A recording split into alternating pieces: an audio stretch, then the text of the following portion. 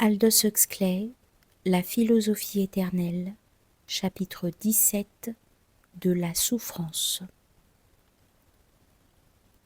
La divinité est impassible, car là où il y a perfection et unité, il ne peut y avoir souffrance. L'aptitude à souffrir naît là où il y a imperfection, désunion et séparation d'avec la totalité embrassant toute chose.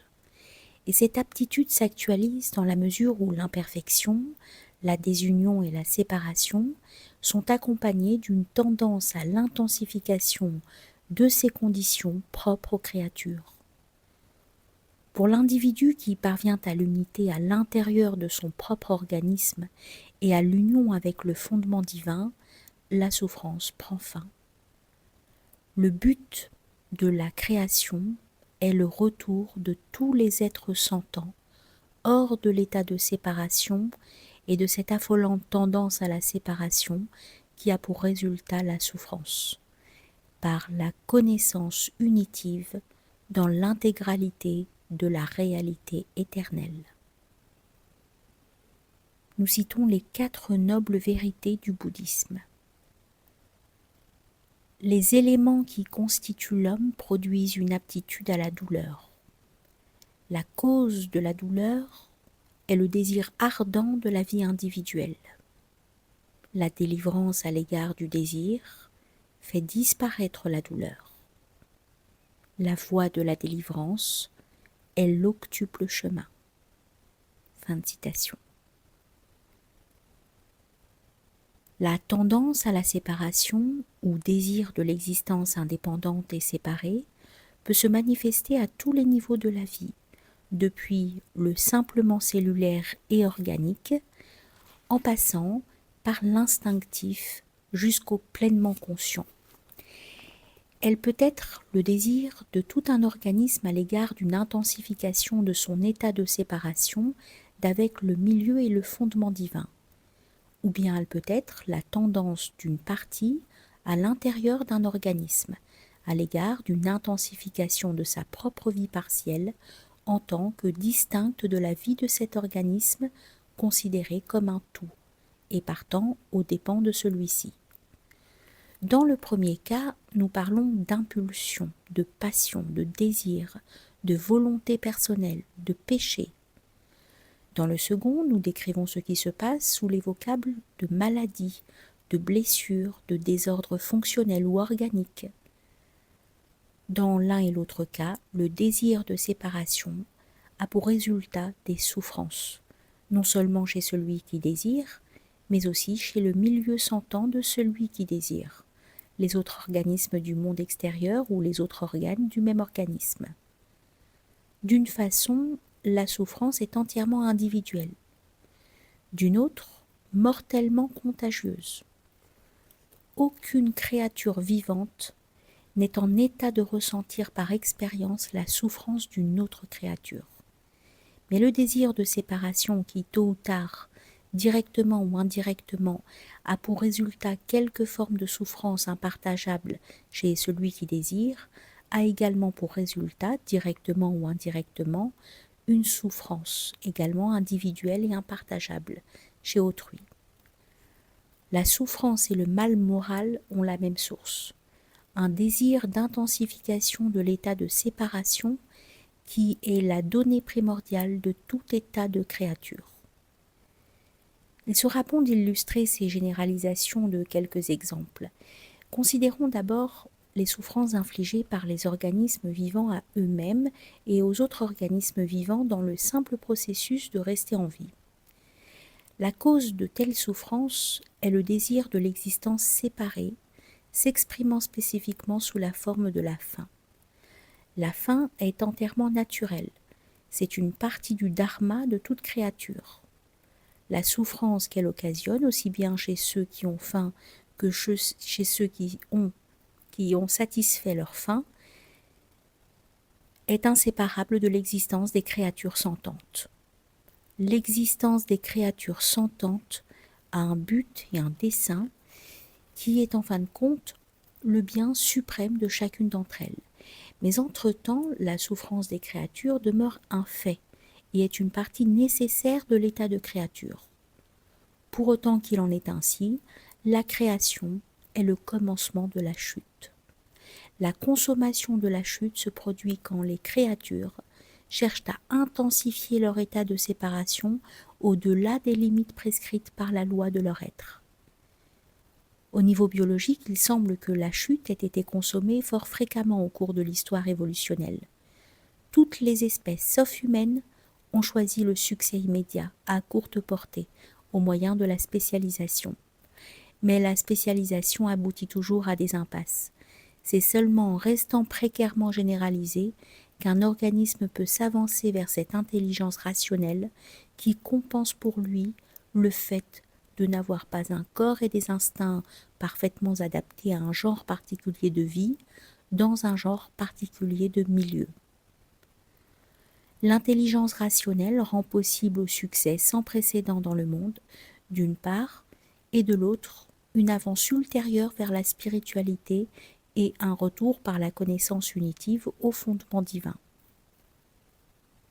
Parce que l'espèce humaine s'est abstenue de consommer la chute au niveau biologique, les individus humains possèdent à présent le pouvoir gros de conséquence de choisir soit le renoncement au moi et l'union avec Dieu, soit l'intensification du moi séparé en des façons et dans une mesure qui sont absolument au-delà de la conscience des animaux inférieurs.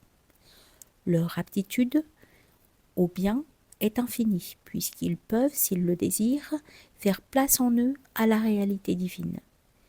Mais en même temps, leur aptitude au mal est non pas infinie, certes, puisque le mal est toujours en fin de compte destructeur de lui-même, et partant temporaire, mais grande à un degré unique.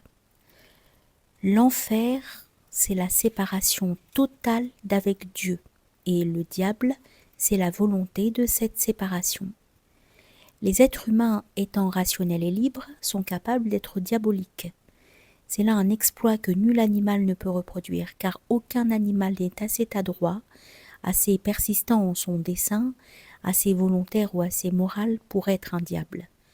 Il faut noter que pour être diabolique à grande échelle, il faut, comme le Satan de Milton, manifester à un degré élevé toutes les vertus morales, à la seule exception de la charité et de la sagesse.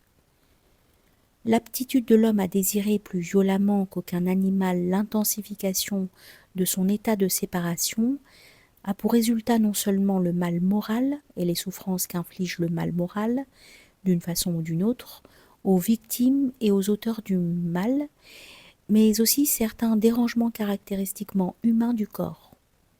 Les animaux souffrent principalement de maladies contagieuses qui prennent les proportions d'épizooties chaque fois que la poussée à la reproduction, jointe à des circonstances exceptionnellement favorables, produit un surpeuplement et de maladies dues à l'infestation parasitaire. Ces dernières sont simplement un cas particulier des souffrances qui naissent inévitablement quand de nombreuses espèces de créatures coexistent et ne peuvent survivre qu'à leur mutuel dépens.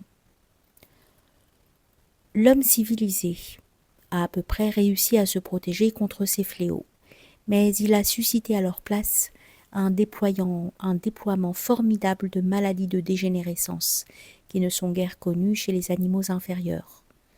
La plupart de ces maladies de dégénérescence sont dues à ce que les êtres humains civilisés ne vivent à chacun des niveaux de leur être en harmonie avec le Tao ou nature divine des choses. Ils aiment à intensifier leur état de moi au moyen de la gloutonnerie, par quoi ils mangent les aliments qui ne leur conviennent pas et en trop grande quantité. Ils s'infligent à eux-mêmes des inquiétudes chroniques au sujet de l'argent, et parce qu'ils désirent ardemment la surexcitation, des stimulations excessives et chroniques, ils souffrent pendant leurs heures de travail de l'ennui et de la frustration chronique imposée par le genre de tâches qui doivent être accomplies afin de satisfaire à la demande artificiellement stimulée des fruits d'une production en série entièrement mécanisée. Au nombre des conséquences de ces usages défectueux de l'organisme psychopsychique, il y a des modifications dégénératives d'organes particuliers, tels que le cœur, les reins, le pancréas, l'intestin et les artères. Affirmant leur moi partiel dans une espèce de déclaration d'indépendance à l'égard de l'organisme considéré comme un tout, les organes en dégénérescence causant des souffrances à eux-mêmes et à leur milieu physiologique. Exactement de la même façon, l'individu affirme son propre moi partiel et son état de séparation d'avec ses voisins, d'avec la nature et d'avec Dieu, avec des conséquences désastreuses pour lui-même, pour sa famille, pour ses amis et pour la société en général. Et réciproquement, une société, un groupe professionnel ou une famille désordonnée, vivant d'après une philosophie fausse, influence leurs membres en les poussant à affirmer leur état individuel de moi et de séparation, de même que l'individu qui vit et pense de façon défectueuse influence ses propres organes et les pousse à affirmer, par quelque excès ou défaut de fonction, leur moi partiel aux dépens de l'organisme total. Les effets de la souffrance peuvent être moralement et spirituellement mauvais, neutres ou bons, suivant la façon dont on l'endure et dont on y réagit. En d'autres termes, elle peut stimuler chez le souffrant un désir, conscient ou inconscient, de l'intensification de son état de séparation, ou elle peut laisser ce désir tel qu'il était avant la souffrance, ou enfin, elle peut l'amoindrir et devenir ainsi un moyen d'une avance dans la direction de l'abandon du moi et de l'amour et de la connaissance de Dieu. Laquelle de ces trois possibilités sera réalisée, voilà qui dépend en dernière analyse du choix du souffrant. Il semble que cela soit vrai même au niveau infrahumain. Les animaux supérieurs, tout au moins, paraissent souvent se résigner à la douleur, à la maladie, à la mort, avec une sorte d'acceptation sereine de ce que la nature divine des choses a décrété pour eux. Mais en d'autres cas, il y a une peur et une lutte panique, une résistance forcenée à ces décrets. Dans une certaine mesure du moins, le moi animal incarné paraît libre, en face de la souffrance, de choisir l'abandon ou l'affirmation de ce moi. Pour les moi humains incarnés, cette liberté du choix est incontestable. Le choix de l'abandon du moi dans la souffrance rend possible la réception de la grâce au niveau spirituel, sous forme d'avènement de l'amour et de la connaissance de Dieu, et de la grâce au niveau mental et physiologique, sous forme d'une diminution de la crainte, de la préoccupation du moi et même de la douleur. Citation de Sainte Catherine de Sienne. Quand nous concevons l'amour de la souffrance, nous perdons la sensibilité des sens et morts, nous vivrons en ce jardin. Fin de citation. Citation de Maître Eckhart. Celui qui souffre par amour ne souffre point, car toute souffrance est oubliée. Fin de citation. Saint Philippe de Néri. En cette vie n'est point de purgatoire, mais seulement le ciel ou l'enfer. Car celui qui supporte l'affliction avec patience possède le paradis, et celui qui ne la supporte pas possède l'enfer. Fin de citation. Beaucoup de souffrances sont la conséquence immédiate du mal moral, et celles-ci ne peuvent produire de bons effets sur le souffrant tant qu'on ne fait pas disparaître les causes de son mal. Citation de l'imitation de la vie pauvre de Jésus. Chaque péché engendre une souffrance spirituelle particulière. Une souffrance de ce genre ressemble à celle de l'enfer, car plus on souffre, plus on devient mauvais. C'est ce qui advient aux pécheurs. Plus ils souffrent en raison de leurs péchés, plus ils deviennent méchants. Et ils choient continuellement de plus en plus en leurs péchés afin de se débarrasser de leurs souffrances. Fin de citation. L'idée de la souffrance par procuration a été formulée trop souvent en langage grossièrement juridique et commercial. A commis un délit pour lequel la loi décrète un certain châtiment. B subit volontairement ce châtiment. La justice ainsi que l'honneur du législateur sont satisfaits. En conséquence, A peut rester impuni. Ou bien c'est entièrement une affaire de dette et de remboursement. A doit à C une somme qu'il ne peut payer, B intervient avec l'argent et empêche ainsi C de saisir le bien hypothéqué. Appliqué au fait de la souffrance de l'homme et de ses rapports avec le fondement divin, ces conceptions ne sont ni illuminatrices ni édifiantes. La doctrine orthodoxe de l'expiation attribue à Dieu des caractéristiques qui seraient peu honorables même chez un potentat humain, et son modèle de l'univers n'est pas le produit de la pénétration spirituelle rationalisée par la méditation philosophique, mais plutôt la projection de l'imagination d'un homme de loi. Mais en dépit de ces grossièretés déplorables dans la façon dont elles sont formulées, l'idée de la souffrance par procuration en cette autre idée, qui lui est apparentée de près, de la transmissibilité du mérite, sont fondées sur d'authentiques faits d'expérience.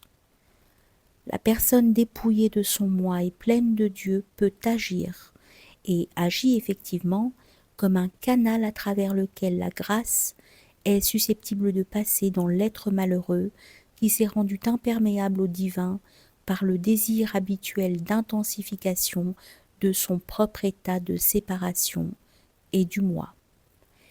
C'est pour cette raison que les saints sont en mesure d'exercer une autorité, d'autant plus grande qu'elle est entièrement dénuée d'obligations sur leurs semblables.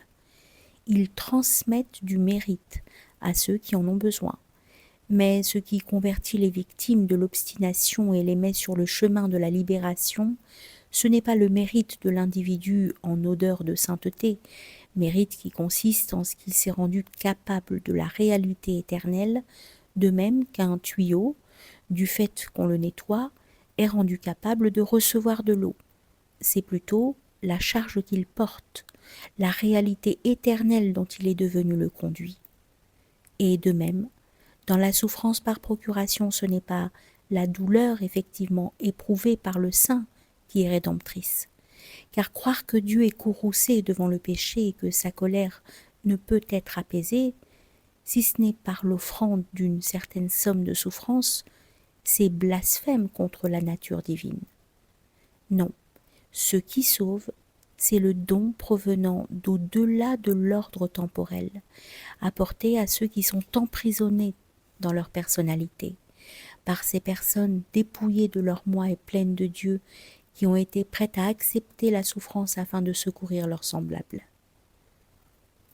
Le vœu du Bodhisattva est une promesse de renoncement aux fruits immédiats de l'illumination et d'acceptation d'une naissance nouvelle et de ses concomitants inévitables, la douleur et la mort, à maintes et maintes reprises, jusqu'au moment où, grâce à ses efforts et aux grâces dont étant dépouillé du moi, il est le canal, tous les êtres sentants seront parvenus à la délivrance finale et complète. Nous citons John Woolman. Je vis une masse de matière d'une couleur sombre et terne entre le nord et l'est, et je fus informé que cette masse était des êtres humains, dans la misère la plus grande, où ils pouvaient être et vivants, et que j'étais mêlé à eux, et que dorénavant je ne devais pas me considérer comme un être distinct ou séparé. Fin de citation.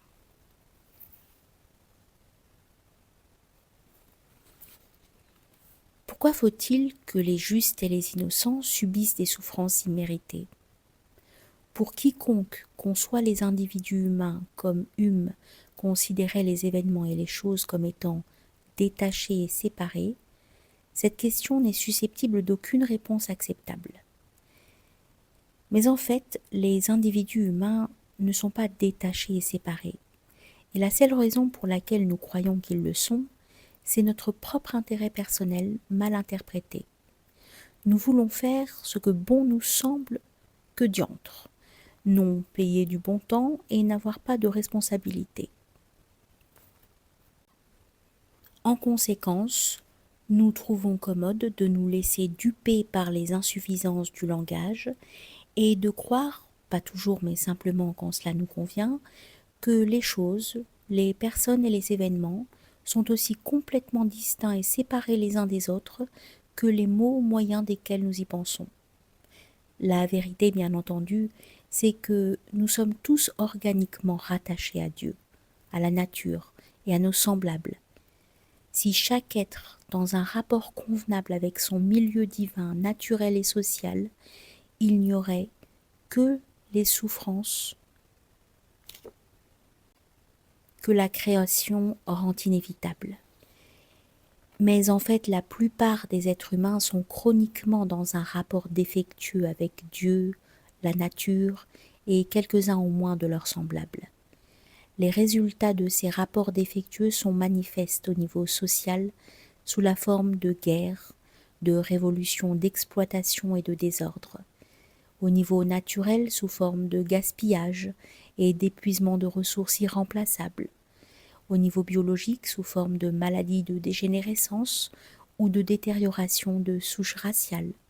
Au niveau moral sous forme d'orgueil outrecuidant et au niveau spirituel sous forme de cécité à l'égard de la réalité divine et d'ignorance complète de la raison et du but de l'existence humaine. Dans ces conditions, il serait extraordinaire que les innocents et les justes ne souffrissent pas, de même qu'il serait extraordinaire que les reins innocents et le cœur probe n'eussent pas à souffrir des péchés d'un palais sensuel et d'un estomac surchargé, péchés, ajouterons-nous, imposés à ces organes par la volonté de l'individu glouton à qui ils appartiennent. De même qu'il appartient lui-même à une société que d'autres individus, ses contemporains et ses prédécesseurs, ont édifié en une incarnation vaste et durable de désordre, infligeant des souffrances à ses membres, en les infectant de sa propre ignorance et de sa perversité. Le juste ne peut échapper à la douleur qu'en l'acceptant et la transcendant, et cela il ne peut l'accomplir qu'en étant converti de la droiture à l'absence totale du moi et à la concentration totale sur Dieu, en cessant d'être simplement un pharisien ou bon citoyen, et en devenant parfait comme notre Père qui est aux cieux est parfait. Les difficultés dont est parsemée la voie d'une telle transfiguration sont évidemment immenses, mais parmi ceux qui parlent avec autorité, qui a jamais dit que le chemin de la délivrance fut facile, ou que la porte fut autrement qu'étroite et rigoureuse ?